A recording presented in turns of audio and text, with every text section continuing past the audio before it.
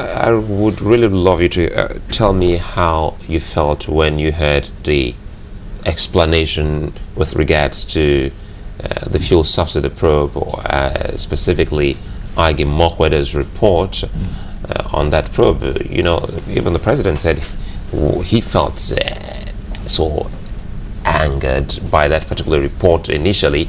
Reports making the rounds that we had this huge amount being fretted away by Nigerians until that report came out, and it was so insignificant, meaning there were no cabals after all.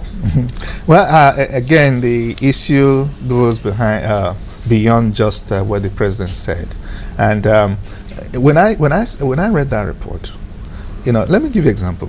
When Adams Oshomole was the Labour leader, you find that every statement he made were based on fact, because he did his research properly before coming out to. When the government came around and said, look, this is the position, he said, no, but this is the current position, unless, you know. But in this case, maybe it is possible that they're trying to pretend to look good, or not to look as bad as people think that they, you know. I don't feel that they're telling us the whole truth. Okay, there could be a cover up somewhere in that aspect, because it's quite obvious. Okay, I have done some little investigation in the oil and gas as far back as 2007, 2008. And, you know, like I keep saying that somebody told me that if you want to get into oil business, it's either two things, because I asked him to help a friend of mine. And he said, is your friend a card-carrying member of PDP? I said, no, he's not even partisan. Okay, is he a crook? I said, no, he's a good Christian. And I said, sorry, can't do oil business. And that tells a lot what goes on in there. Because, you know, it's like, I did an article some years ago on that. And that an MD of NNPC will spend time getting, sorting out some political IOUs, getting notes.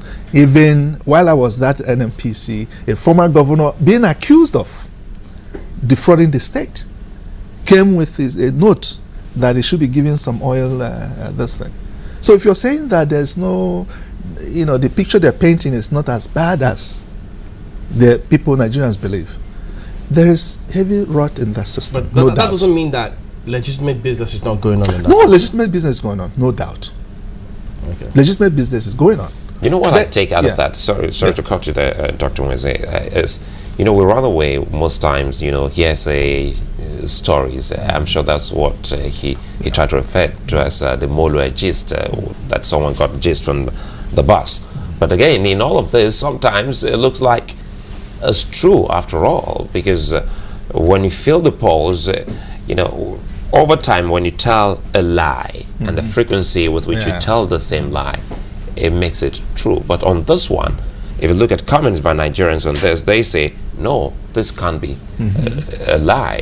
Someone must have taken that huge amount of money, all in the name of oil business. Yeah, but again, another story I read somewhere said that part of that money was used to run the 2011 election. That was the most expensive election ever in the history of Nigeria. And just again to say that, let me just mention what Bill Gates... Was that from the opposition, any of the opposition parties? Well, I don't know, but it was just a statement. I don't know where the people belong to, whether it's possible the opposition trying to, you know, but they believe that the most expensive election in the history of Nigeria. And part of that money was used to finance that. And Bill Gates said that, look, they're talking about companies, and you know, he said that companies or organizations should spend more time teaching their people financial information rather than hiding it from them, because they'll be better off when they know the true situation. Okay. So government should spend time communicating the true situation, you know, positively, and again, I agree when, you know, like Mr. President said, I don't know. Mr. Windsor, you know that the President had a reply to those people who thought that, you know, he used the funds from the oil subsidy crisis actually went to funding his campaign. He said, some people said that I use this money for my campaigns, if that was the case, I would actually leave them there so that they could actually fund the next one as well. Did you hear that particular part, or was I the only one that heard No, I didn't hear that last part. Yes, I do remember that he said something to that effect, you know, as to how, you know, that money did not go to funding his campaign. But how much weight do you give that statement? Well, the thing is that the oil, what is going on with that did not start today. Remember, in the past, there have been 2.8 billion, the same oil money, dollars. And again, so you find that Nigerians are used to hearing huge sums of money missing from NNPC, oil money missing. So when that happened, well, at a point, because I was wondering, that election was too expensive, you know, and you participated in it. Yes, I participated. So you understood how much money was flying around. In fact, I was played out because you know, I couldn't sustain I didn't have the financial muscle to continue.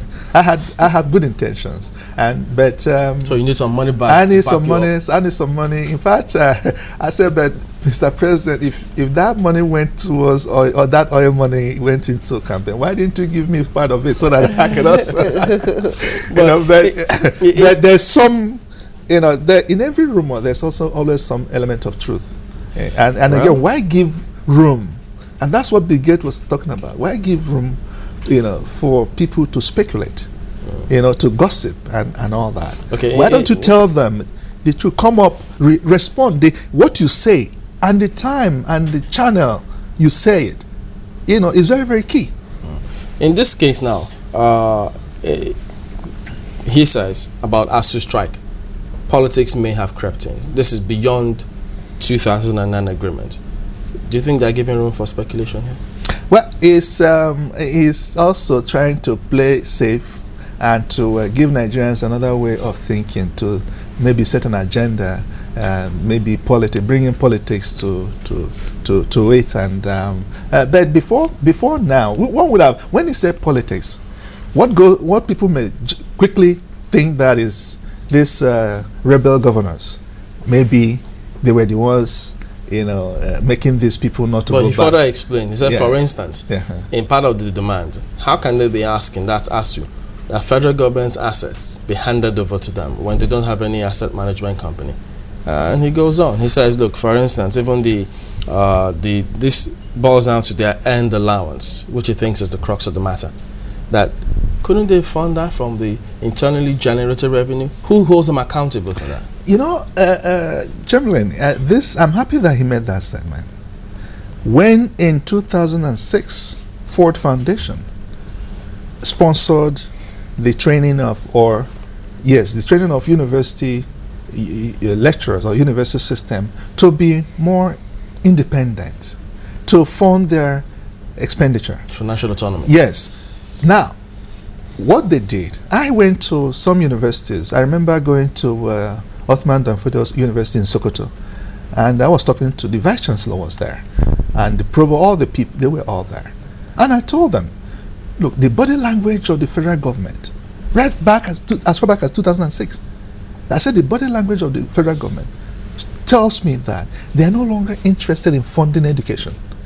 And that's why, you know, the Ford Foundation is saying, look, we want you to be financially autonomous.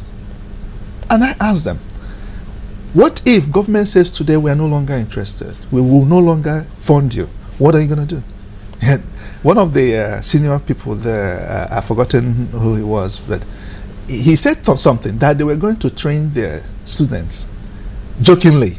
You know, he said it jokingly, that they're going to train their students to take over government so that they can be funding education. And it just tells me that they're not ready. And we went for 2 years. We went to universities and we showed them the strategies and now to build endowments and all that. Because government is no longer interested in funding education. Fully or in part? Fully. Okay. And then they're no longer interested in funding health. Those are the two things that, you know, and I'm happy that it came up in that interview with the Mr. President. So these are the things just to confirm, you know, that universities should find ways. We have told them ways they can begin to innovate. He told them to generate revenue internally. And there are several ways they can do that. We gave them some idea how to be innovative. Now, research is taken away from universities. And universities, in this knowledge economy, you need to build up your research capacities in universities so that you can link the industries and the government. All right. Okay, I'm afraid you'll have to end it there. Thank you for coming on, Dr. Austin Wise of Pan Atlantic University.